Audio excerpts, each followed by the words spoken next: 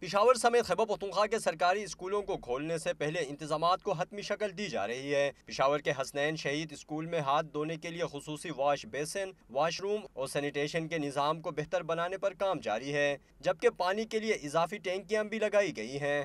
اس میں پانی کا انتظام ہے، صفائی کا انتظام ہے، کلاس روم کا جو صفائی ہے وہ ماشاءاللہ بالکل ریڈی ہے، اور ہم تو پہلے سے چاہتے تھے کہ ہمارے اسکول کھل جائیں۔ کمروں کا جو ہم نے صفائی کی ہے اور ڈیسک میں جو بچوں کی جو تعداد ہے اس لحاظ سے ہم نے بٹھائے ہیں۔